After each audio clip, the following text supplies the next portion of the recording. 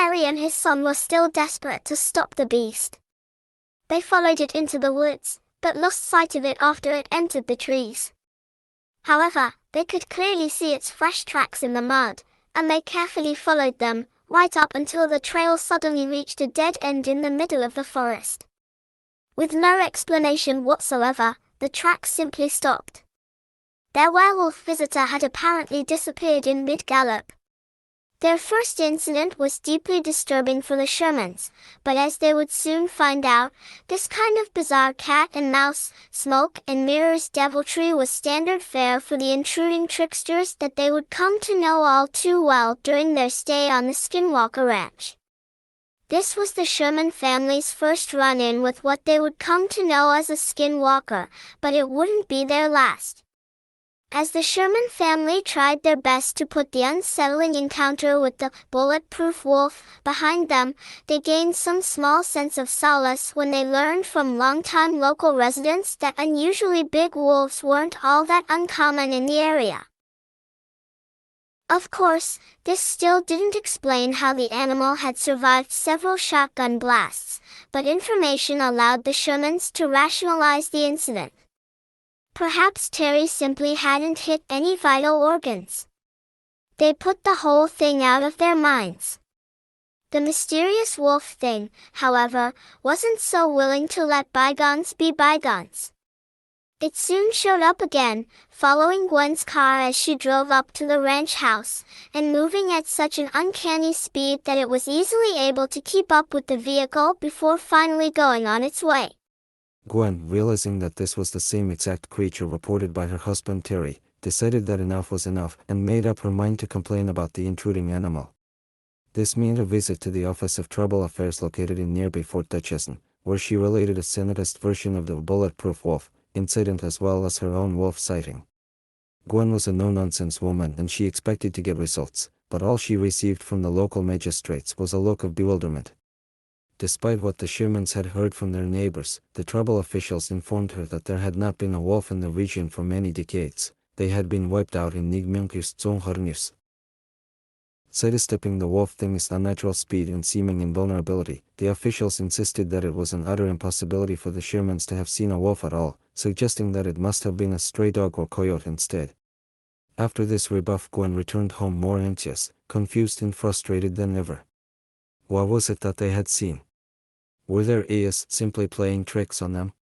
If that was the case, Terry was the next Sherman to be subject to a massive hallucination. The incident began innocently enough, when Terry, his son, and his nephew were out surveying the property right around sunset. As the skies began to darken around them, Terry noticed what looked like the headlights of a parked RV in the distance. It certainly wasn't unheard of for an RV to park on someone else's ranch. This sort of thing happens all the time in the vast expanse of the Utah countryside. But that didn't mean Terry liked it, and he wasn't about to tolerate such trespassers on his property. Determined to order the interlopers off his land, he instructed his son and nephew to follow him as he walked in the direction of the lights. But almost as soon as they began heading in the RV's direction, it began to back away from them. This seemed strange to Terry, since they were still too far away to be seen against the dim backdrop. Maybe, he thought, the trespassers had a pair of binoculars or night vision goggles trained on them and were watching their every movement. The notion of being spied on, and on his own property, no less, only incensed Terry further, so the three broke into a run and began to give chase to what they still believed to be a departing RV. But as they drew closer, they were stunned to see the vehicle's headlights lift off the ground and then land a few feet away. Terry wasn't sure what was happening. Had the RV hit a piece of uneven terrain and been jolted into the air? He wasn't exactly sure, but he knew that the vehicle was now approaching a grove of olive trees lined with a barbed wire fence. Terry thought that they had the recreational vehicle cornered. Intent on confronting the interlopers, he broke into a full sprint. As they closed with the vehicle, Terry realized just how strange this supposed recreational vehicle really was. It was moving, but it wasn't making any sound, no engine noise, no sound of tires rolling across the ground, nothing. Things got even stranger as the craft neared the fence-lined trees. This would have constituted a dead end for a real recreational vehicle, But Terry and the boys watched in shock as the vehicle lifted off the ground and silently hovered for a moment before flying right over the tops of the trees. They were now able to make out the object more clearly, and strangely enough it looked like an oversized refrigerator, with one light shining in front and a red beacon shining in back. They were all astounded, and Terry's nephew was so shocked that he would never return to the ranch again. Just like the bulletproof wolf, though, the flying refrigerator couldn't seem to stay away. In fact, the odd object returned in only a few short weeks. This time Terry was out walking with his wife Gwen when they suddenly heard a loud metallic scraping sound.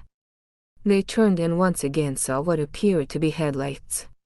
Not sure what to make of it, and wondering if perhaps someone was lost on their property, they began to walk toward the lights. As soon as they neared the object, however, it lifted off the ground and flew a few feet further away. With a sinking feeling, Terry realized that this was no ordinary motorist, it was the same hopping vehicle he had seen before. He and Gwen continued to walk toward the craft, and it continued to rise and move further away as they approached. As the bizarre refrigerator-shaped object seemingly played cat and mouse with them, Terry actually began to grow angry. As strange as the whole situation was, he felt as if whatever was behind it was playing games with them. For what purpose, he couldn't imagine, but playing games nonetheless. Trying to overcome his fear with righteous anger, Terry shouted, "Who the hell do they think they are?" Just after this indignant inquiry, they heard the loud scraping sound again, this time directly to their rear. They turned to see what was causing the noise, but saw nothing, and when they turned back to the refrigerator-shaped object, it was gone. This is certainly an odd account, but it does have one aspect that just might have a rational explanation. That aspect is the shape of the object. According to Terry, the vehicle looked like a flying refrigerator. Well, interestingly enough, the top-secret aircraft test facility in nearby Nevada, Area 51, at one time produced an aircraft that seems to fit this description.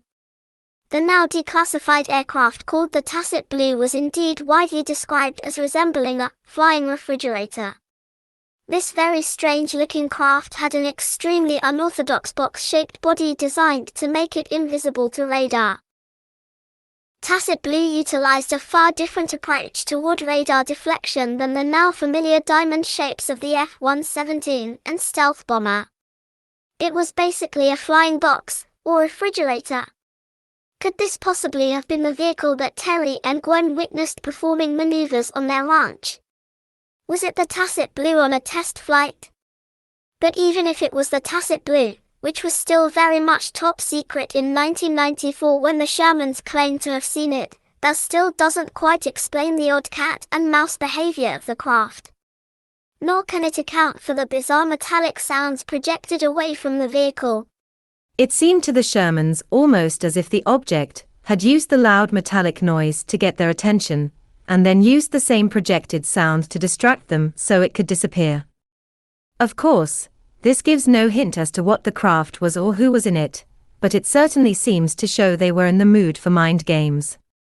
After the family's strange encounters with the refrigerator-shaped craft, Terry began to believe that someone was using their property for tests and exercises of a nature he could only imagine. From time to time, he contemplated the strange thought that perhaps his land was being used by some secret, black-budget program of the United States government to test out exotic new technology. As the wintertime months got underway, the strange phenomena that continued to beset his homestead furthered his speculation. One incident in particular that seemed to lend credence to the military black budget theory came when Terry was out checking on his cattle in the snowy fields.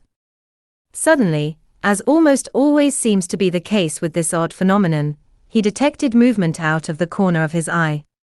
Turning to see what it was, he saw what looked like some sort of variation of the B-2 stealth bomber hovering over the snow just a few yards away.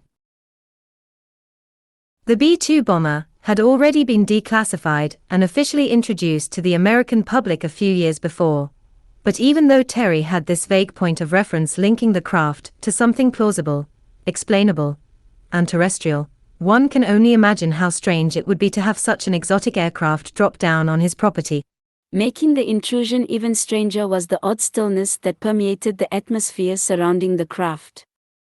There was no sound, no engine noise, nothing, just absolute and uncanny quiet as the vehicle hovered in place. This is not a known characteristic of any terrestrial craft. As advanced as the B-2 might be by earthly standards, it makes noise.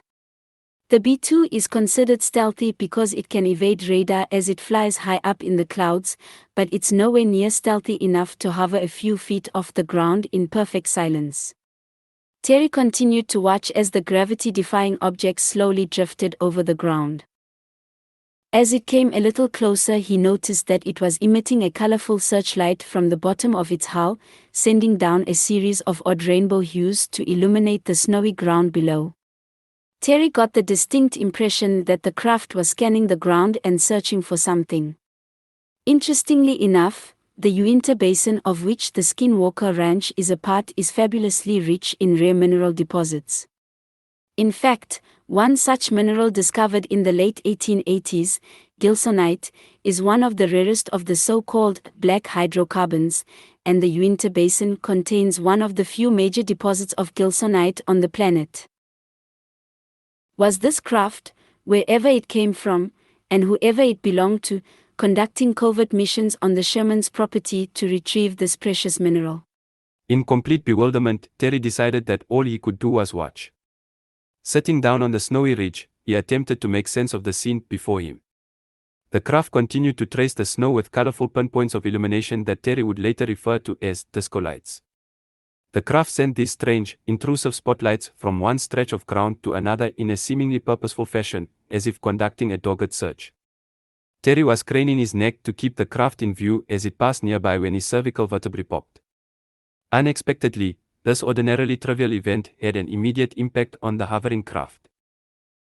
As soon as the bones in Terry's neck popped, ever so subtly breaking the silence of the snowy waste, the craft turned off all of its lighting. It had apparently detected the faint sound of human vertebrae popping from several yards away and learned of the presence of its quiet observer, Terry Sherman. For a moment, fear gripped Terry's heart as he began to imagine the sinister-looking ship attacking him, but to his immense relief the craft slowly moved away instead. He didn't know what to make of the sighting, but as is often the case with such unusual phenomenon, Terry found himself simultaneously repulsed and fascinated by the enigmatic activity. Once again, Gwen had her own encounter with a visitor first seen by Terry when she was driving back to the ranch house one night a few weeks later. Looking up to admire what appeared to be a dark black cloud overhead, she realized that the cloud was actually the same strange craft that Terry had witnessed. But instead of being indifferent or wary, as it had been towards Terry, the craft seemed intent on following her. Gwen became increasingly uneasy as she made her way back to the ranch house. Finally unable to tolerate the pursuit anymore, she hit the gas pedal to try to get away from the craft. As soon as she did, it showered her with the same odd, colorful spotlight Terry had seen it illuminate the ground with. The lights followed her all the way to the driveway, and Gwen wondered in terror whether the craft would stop, or perhaps even land, when she parked her car. Fortunately for her frayed nerves, the ship simply continued on its way, flying over the house and disappearing over the horizon. But Gwen's night of high strangeness wasn't over yet.